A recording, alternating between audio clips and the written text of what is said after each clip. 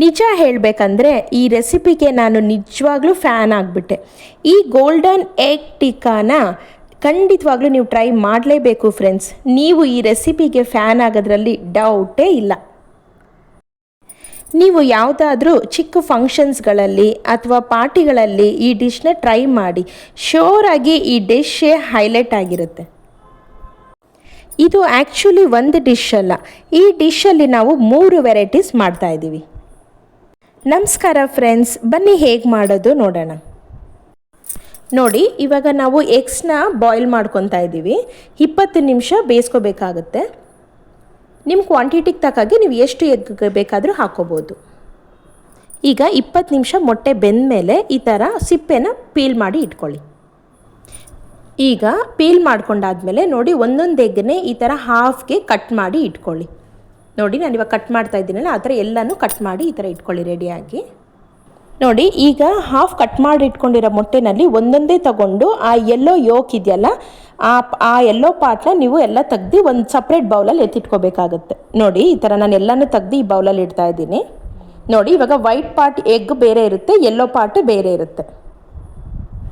ನಾನಿವಾಗ ತೆಗ್ದಿಟ್ಕೊಂಡಿರೋ ಎಗ್ ಯೋಕ್ನ ನೋಡಿ ಈ ಥರ ಸ್ಪೂನಲ್ಲಿ ಸ್ಮ್ಯಾಶ್ ಮಾಡ್ತಾ ಇದ್ದೀನಿ. ನೋಡಿ, ಈ ಥರ ಪೌಡ್ರಾಗಿ ಆಗಬೇಕಿದು. ಈ ಥರ ಪ್ರೆಸ್ ಮಾಡಿ ಈ ಥರ ಇಟ್ಕೊಳ್ಳಿ. ಈಗ ನಾನು 2 to 3 ಮೀಡಿಯಮ್ ಸೈಜ್ ಆನಿಯನ್ಸ್ ಮತ್ತು 3 to 4 ಗ್ರೀನ್ ಚಿಲ್ಲೀಸ್ ತೊಗೊಂಡಿದ್ದೀನಿ. ಇದನ್ನು ತುಂಬ ಸಣ್ಣ ಕಟ್ ಮಾಡಿ ಇಟ್ಕೊಂಡಿದ್ದೀನಿ. ಈಗ ನಾನು ಅರ್ಧ ಬೌಲ್ ಕುಕ್ಕಿಂಗ್ ಆಯಿಲ್ ಹಾಕ್ಕೊತಾ ಇದ್ದೀನಿ.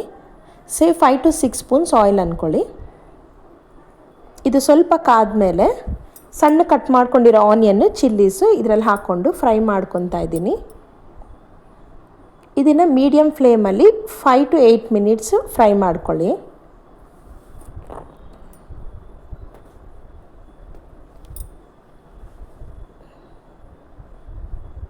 ಈಗ ನಾನು ಹಾಫ್ ಸ್ಪೂನು ಉಪ್ಪು ಹಾಕ್ತಾ ಇದ್ದೀನಿ, half spoon chilli powder, half spoon pepper powder, half spoon garam masala, half spoon dhaniya powder,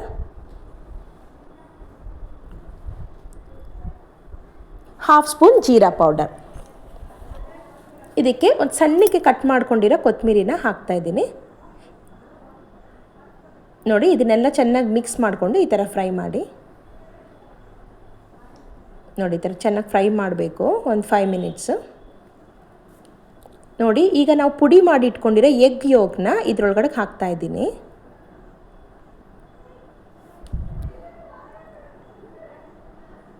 ಇದನ್ನು ಹಾಕಿ ನೋಡಿ ಈ ಥರ ಮಿಕ್ಸ್ ಮಾಡ್ತಾಯಿರಿ. ನೋಡಿ, ಈ ಮಸಾಲ ಜೊತೆಗೆ ಆ ಎಗ್ ಯೋಕ್ನ ಚೆನ್ನಾಗಿ ಈ ಥರ ಮಿಕ್ಸ್ ಮಾಡ್ತಾ ಇದ್ದೀನಿ. ಸ್ವಲ್ಪ ಕೊತ್ತಂಬರಿ ಇರೋದನ್ನು ಹಾಕಿದ್ದೀನಿ.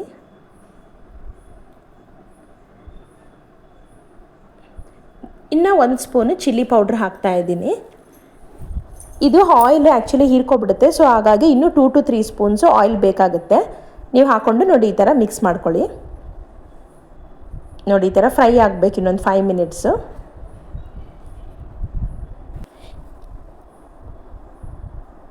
ಈಗ ಯೋಕ್ ಮಸಾಲ ರೆಡಿ ಇದೆ, ಒಂದು ಬೌಲಲ್ಲಿ ತೆಗೆದಿಟ್ಕೊಳ್ಳಿ. ನೆಕ್ಸ್ಟ್ ಇವಾಗ ನಾವು ಇನ್ನೊಂದು ಪ್ಯಾನಲ್ಲಿ 2 to 3 ಸ್ಪೂನ್ಸ್ ನೋಡಿ ಈ ಥರ ಆಯಿಲ್ ಹಾಕ್ಕೊಂಡಿದ್ದೀನಿ.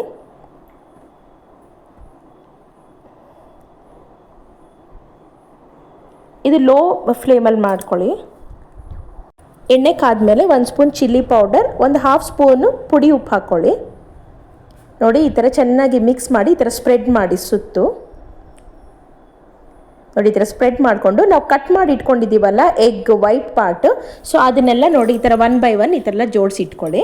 ಇದು ಜಾಸ್ತಿ ಬೇಯೋದು ಬೇಕಾಗಿಲ್ಲ, ಒಂದು 5 ಮಿನಿಟ್ಸು ಜಸ್ಟ್ ರೋಸ್ಟ್ ಆದರೆ ಸಾಕು. ಒಂದು 2 to 3 ಮಿನಿಟ್ಸ್ ಆದಮೇಲೆ ಇದನ್ನು ಟರ್ನ್ ಮಾಡ್ಕೊಳ್ಳಿ. ನೋಡಿ, ಈ ಥರ ಎಲ್ಲ ಟರ್ನ್ ಮಾಡಿಕೊಂಡು ಇನ್ನೊಂದು ಸ್ವಲ್ಪ ಉಪ್ಪು ಖಾರ ಹಿಡಿಯೋದಕ್ಕೋಸ್ಕರ, ಯಾಕಂದರೆ ಬರೀ ಆ ಎಗ್ ವೈಟ್ ಪಾರ್ಟ್ ಸಪ್ಪೆ ಇರೋದಕ್ಕೋಸ್ಕರ ನಾವು ಈ ಥರ ಮಾಡ್ತಾ ಇರೋದು. ನೋಡಿ, ಎಲ್ಲನೂ ಈ ಥರ ಟರ್ನ್ ಮಾಡಿಕೊಂಡು ಇನ್ನೊಂದು 2 to 3 ಮಿನಿಟ್ಸ್ ಫ್ರೈ ಮಾಡ್ಕೊಳ್ಳಿ ಅಷ್ಟೇ.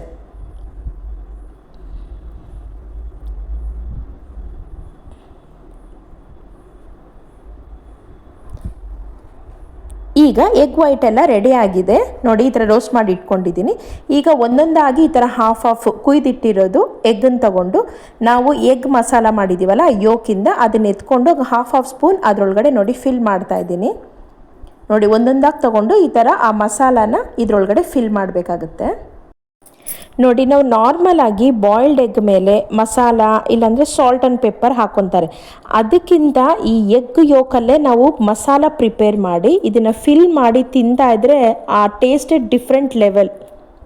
ಇದು ನಮ್ಮ first dish egg dry masala. ಈಗ ನಾವು ಸೆಕೆಂಡ್ ರೆಸಿಪಿ ಎಗ್ ಟಿಕ್ಕಾ ಮಾಡ್ಕೊಳ್ಳೋಣ. ಈಗ 2 ಸ್ಪೂನ್ಸ್ ಆಯಿಲ್ ಹಾಕಿ ಸ್ವಲ್ಪ ಸಾಲ್ಟು, ಒಂದು half spoon red chilli powder ಹಾಕ್ಕೊಳ್ಳೋಣ. ನೋಡಿ ಈ ಥರ ಲೈಟಾಗಿ ಹಿಂಗೆ ಸ್ಪ್ರೆಡ್ ಮಾಡಿ ಇದಕ್ಕೆ ನಾನು ರೌಂಡಾಗಿ ಕುಯ್ದಿಟ್ಕೊಂಡಿರೋ ಆನಿಯನ್ನು ನೋಡಿ ಈ ಥರ ರೌಂಡಾಗಿ ನಿಮ್ಗೆ ಎಷ್ಟು ಬೇಕೋ ಅಷ್ಟು ಆ್ಯಡ್ ಮಾಡ್ಕೋಬೋದು. ಟೊಮ್ಯಾಟೊ, ಇದ್ರ ಜೊತೆಗೆ ಕ್ಯಾಪ್ಸಿಕಮ್ ಕೂಡ ನಾನು ಆ್ಯಡ್ ಮಾಡ್ತಾಯಿದ್ದೀನಿ.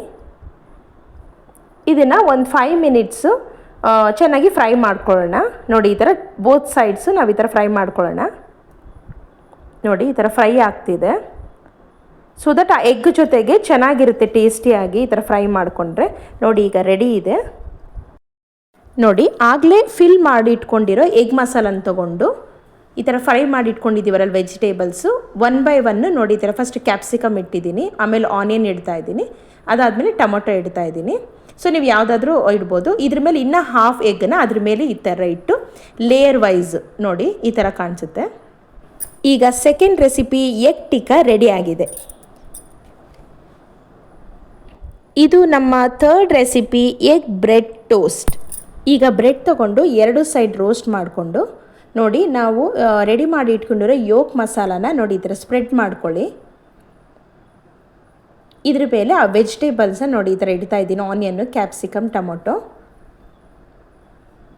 ನೋಡಿ ಈ ಥರ ಪ್ರೆಸ್ ಮಾಡಿಕೊಂಡು ತಿನ್ಬೋದು. ನೋಡಿ ನಮ್ಮ ಈ ಎಗ್ ಟೋಸ್ಟ್ ರೆಡಿಯಾಗಿದೆ.